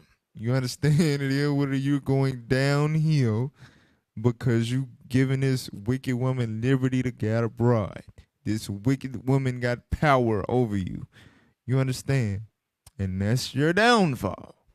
All right? Things written aforetime, written for our learning. That's what's happening with this brother, with the southern kingdom, Jehoram. Let's go back. Let's read verse 7 now. Book of 2 Chronicles, chapter 21 and verse 7. Come on. Howbeit, the Lord would not destroy the house of David because of the covenant that he had made with David, and as he promised to give a light to him and to his sons forever. So the Lord had mercy on the strength of the fact that this is the lineage of David, and I got a promise for him. All right? Now watch this. Read. Verse 8. In his days. So in his days, in Jehoram's days, after Jehoshaphat, go ahead. The Edomites revolted from under the dominion of Judah and made themselves a king. Now watch this. Go to Genesis chapter 27 and verse 40. This is prophecy coming to pass. All right, read that. The book of Genesis chapter 27 and verse 40. Uh-huh. And by the sword shalt thou live. So this is Esau's blessing, right? Go ahead. And shalt serve thy brother. And shall what? Serve thy brother. So we read in 2 Samuel chapter 8, right? David set garrisons in Edom, and all the Edomites became David's servants. So that was a fulfillment of what we're reading. Go ahead. And it shall come to pass, when thou shalt have the dominion, that thou shalt break his yoke from off thy neck. So you're going to serve your brother for a time, a dispensation of time, and then it's going to come to pass when you break that yoke. That's what we read in 2 Chronicles chapter 21. Go back, read verse 8 again. Book of 2 Chronicles chapter 21 and verse 8. Come on. In his days, the Edomites revolted from under the dominion of Judah and made themselves a king. So that explains why they went with us against the Moabites. We had dominion over them from the time of David all the way to the time of Jehoshaphat. But in Jehorams' days, the brother that rose up in his father's stead and killed all his brothers and started serving idols, as he was influenced by his wicked wife, the daughter of Ahab, this happens. This Lord said, oh, okay, make that thing come to pass where Esau break that yoke.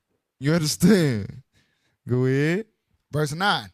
Then Jehoram went forth with his princes and all his chariots with him, and he rose up by night and smote the Edomites which compassed him in, and the captains of the chariots. Read. So the Edomites revolted from under the hand of Judah unto this day. Right. So even though he got his people together and he smote them, right, he was not able to regain that dominion over them. They continued to revolt, and they never went back under subjection to Judah until the time of the Hasmonean dynasty with Jehorams. All right. And that was for a time as well, short time. Go ahead. The same time also did Libnah revolt from under his hand, because he had forsaken the Lord God of his fathers. So that's the confirmation of the point that I just made. Because he forsook the Lord God of his fathers, the Lord said, all right, you're going to lose dominion over these nations I gave you dominion. Their prophecy, I told Esau, you're going to break the yoke.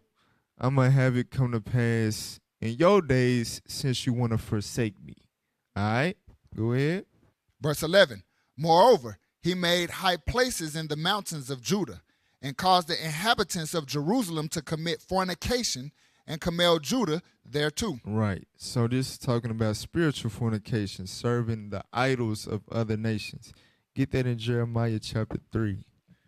Jeremiah chapter 3, verse 8. So he marries the northern kingdom, most wicked king to come out of their lineage, daughter, and he started doing all this nonsense. Read that. The book of Jeremiah chapter 3 and verse 8. Come on. And I saw, when for all the causes whereby backsliding Israel committed adultery, I had put her away. Right. So backsliding Israel is talking about the northern kingdom. Now just jumping ahead in time, when the Lord said he put her away, he allowed Assyria to take them away, take them out of the land, carry them captive for all manners of idolatry. All right. So he put them away. All right. Go ahead. And given her a bill of divorce. Gave them a bill of divorce. That's why you get to the New Testament, they're called Gentiles, strangers. You understand? The Lord put them away, gave them a bill of divorce, cut them off. Go ahead. Yet her treacherous sister Judah feared not. But Judah witnessed this. The Assyrian captivity, that last round happened in 722 BC. Judah witnessed this thing for a few generations. Go ahead. But went and played the harlot also. But they went and played the harlot also, meaning committed spiritual fornication also. Watch this. Keep reading. And it came to pass through the lightness of her whoredom. The word lightness means stupidity. All right, through the stupidity of their whoredom, read. That she defiled the land and committed adultery with stones and with stocks. That's how you know what the fornication was talking about in 2 Chronicles when he said he'd set up the idols and compelled Judah to commit fornication. That's what it's talking about. They committed adultery with stones and stocks. Spiritual fornication with idols made out of wood and stone. All right? Why? He took on that wicked wife and walked in the ways of her daddy now. All right? So now, let's go back to 2 Chronicles. Let's read verse 12 now. Book of 2 Chronicles, chapter 21 and verse 12. Come on. And there came a writing to him from Elijah, the prophet, saying, Thus saith the Lord God of David thy father, because thou hast not walked in the ways of Jehoshaphat thy father, nor in the ways of Asa king of Judah. So these were a couple of decent, good kings that came from the southern kingdom lineage. They had their faults, they weird, rebellious moments against the Lord, but for the most part, these was two brothers from that southern kingdom lineage that purged the idols out of the land. They taught God's laws, enforced God's laws throughout the land of Judah. So he telling Jehoram, listen, since you don't want to walk in the ways of your father and your grandfather, go ahead. But has walked in the way of the kings of Israel. You have walked in the ways of the northern kingdom kings, read. And has made Judah and the inhabitants of Jerusalem to go a-whoring. Spiritual fornication, read. Like to the whoredoms of the house of Ahab. Idolatry. And also had slain the brethren of thy father's house. Yeah, and I ain't forget that either. I saw that. You killed your damn brothers, read. Which were better than thyself. Which were what? Better than thyself. So that show you the root of that. He feared that one of his more worthy brothers, the Lord would eventually raise them up to have the kingdom. So he got them out the way. All right, the Lord said all of them were better than you. Go ahead. Behold, with a great plague will the Lord smite thy people and thy children and thy wives and all thy goods. Damn. Read. And thou shalt have great sickness by disease of thy bowels. Until thy bowels fall out by reason of the sickness day by day. So remember, like we just read, evil wife is like a scorpion, right? It's slow death. The Lord said, I'm going to smite you with a great sickness in your bowels. They're going to fall out day by day. So it's going to be a process of death. You're going to be losing your bowels. I can't imagine, like, was he shitting his guts out? Like, what the, damn, I'm sorry. I don't want to defile y'all the imagination. All right, where we at? Verse 16. Keep reading. Verse 16. Moreover, the Lord stirred up against Jehoram the spirit of the Philistines and the Arabians that were near the Ethiopians. So he's sending the Ishmaelites, y'all. Go ahead. And they came up into Judah, and broke into it, and carried away all the substance that was found in the king's house, and his sons also, and his wives. So you see there, right? The brother Jehoshaphat had the blessings of Deuteronomy 28, had all them riches in abundance. His son, as he joined, and it's really go back to Jehoshaphat, his mistake, joining in affinity with Ahab, marrying Ahab's daughter to his son. This dude jacked everything up. The damn Arabs come and take all the riches that his father was blessed with, that Jehoshaphat was blessed with. They come and take all of that from Jehoram. Go ahead. So that there was never a son left him. And they killed his sons. Go ahead. Save Jehoahaz, the youngest of his sons. Except Jehoahaz. let me say his other name, Azariah. That's what y'all gonna know him as we continue in the series. His youngest son, Azariah. All right, go ahead. And after all this, the Lord smote him in his bowels with an incurable disease. With the what? Incurable disease. With an incurable disease in his bowels. Imagine that, or don't. All right, go to Sirach 10 and 10 real quick. Sirach chapter 10, verse 10. The book of Sirach, chapter 10 and verse 10. Uh-huh. The physician cutteth off a long disease, Uh-huh. and he that is today a king, tomorrow shall die. So the Lord compares a physician being able to end a disease with the Lord being able to end the reign of a wicked king. All right? And that's what you see happening, ironically, in the form of an incurable disease. The Lord is going to cut this man's reign short. Go back to 2 Chronicles 21, verse 19.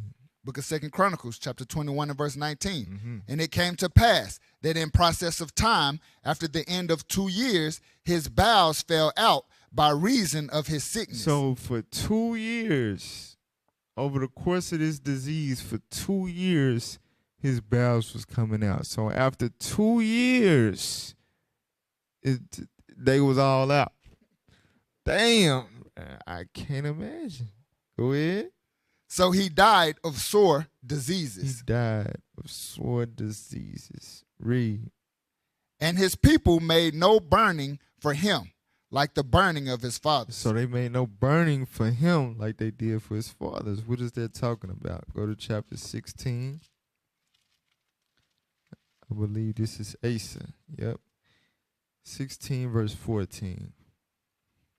Book of 2 Chronicles, chapter 16 and verse 14. Come on. And they buried him in his own sepulchres, which he had made for himself in the city of David, and laid him in the bed which was filled with sweet odors. Sweet odors. This is the burning that they made for him.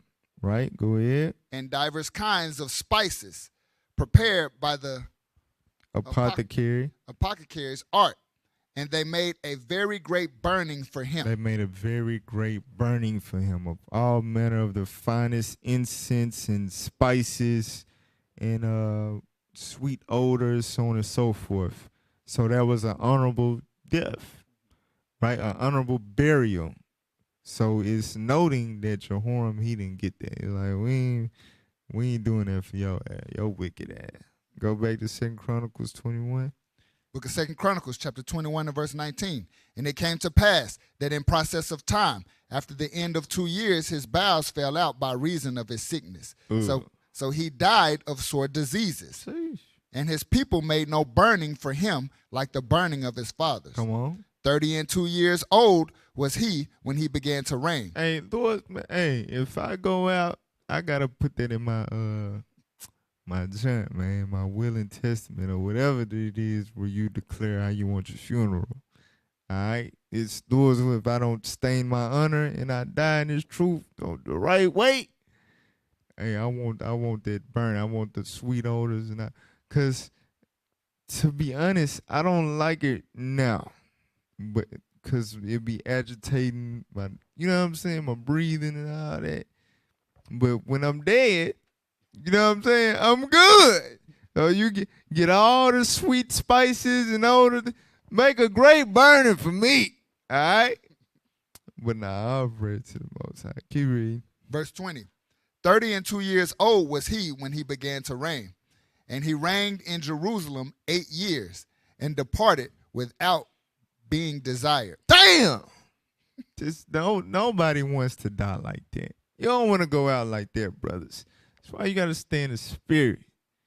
You don't want to be that brother that's being the truth or whatever the case or whatever, and you go off to the point. Like, it's some brothers that was once amongst us that was reputable, that was loved, that was honored, respected, had much reverence among the people. And if they was to go right now, that'd be like, majority be like, And well, I don't know. I don't even know what the Lord was waiting on. You know what I'm saying? For real. His brothers that was once held in high regard by the nation, if they were to go right now, they would die without being desired. I'm telling you, you brothers, I'm saying for us, we can't allow ourselves to fall. You're going to make mistakes. You're going to stumble. You know what I'm saying? But I'm just reading it. Things from the fourth time running by learning. You don't want that type of dishonorable discharge from this earth to where the people, they don't even want to do what they did for your fathers and all that. It's like, nah, you don't deserve that. You know what I'm saying? It's good riddance, basically. We don't want to go like that, brothers. All right, keep reading. Howbeit, they buried him in the city of David, but not in the sepulchres of the kings. They didn't even, he was a king. It's like, we're not burying him with the kings. This wasn't no king, this was a nigga. Go to Proverbs 29 and 2. Proverbs chapter 29, verse 2. Book of Proverbs, chapter 29 and verse 2. Come on. When the righteous are in authority, the people rejoice. Mm-hmm. But when the wicked beareth rule, the people mourn. So the people didn't want to celebrate his death and honor him in his death or whatever. Say he departed without being desired because the people suffered under his reign. The Arabs invaded the land, smiting the people, took all the riches. You know, the people fell to a lower state from glory. Jehoshaphat had us spoiled. You know what I'm saying? We were living good.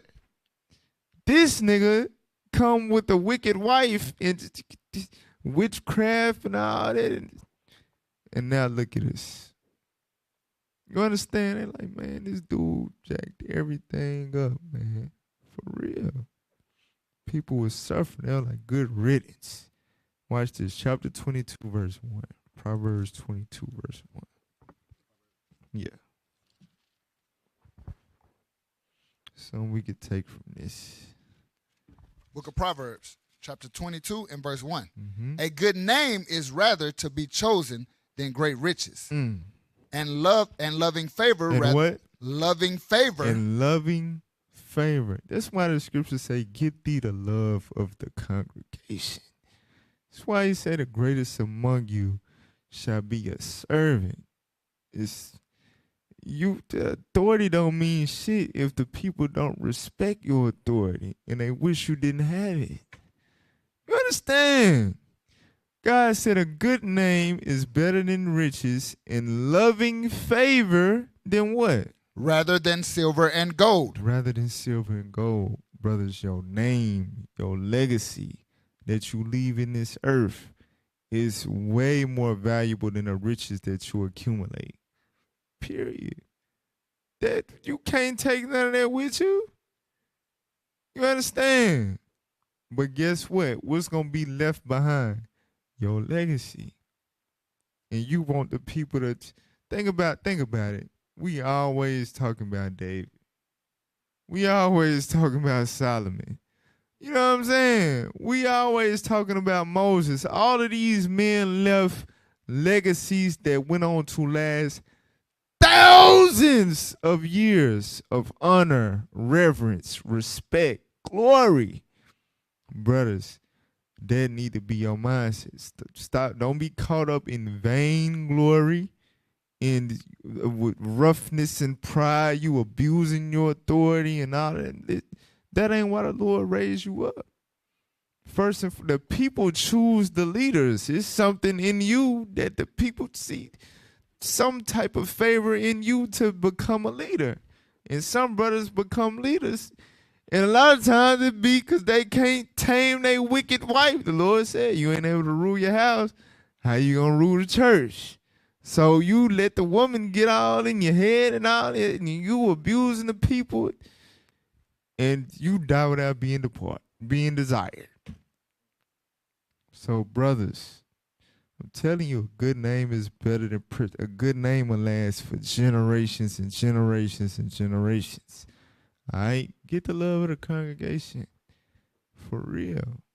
Rule, if you gonna rule in righteousness. All right? So, Lord's willing, y'all was able to get something from that today. We dealt with the 2 Jehorams. All right? We finished the Southern Kingdom one.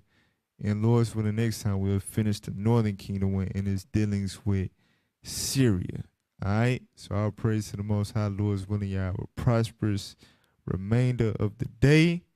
Shalom. Oh, yeah. Subscribe to IUIC Arkansas.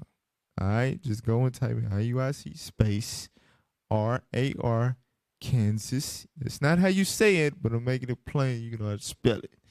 IUIC Arkansas. Go and hit the subscribe button and the notification bell. All right? We trying to get the 40K. All right? Let's do it. If you love your brothers, you support the troops, it ain't nothing to go and hit a little button on the app. All right? Go on and make that happen, brothers and sisters. But with that, shalom, Most High, Christ bless.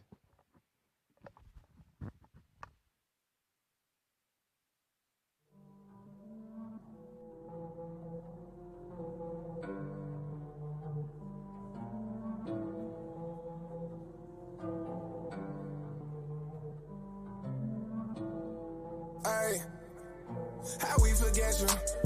You turn your back, we should've never vexed you. You tried to tell our people we was special. And now I know we should've never left you. Ay, we should've never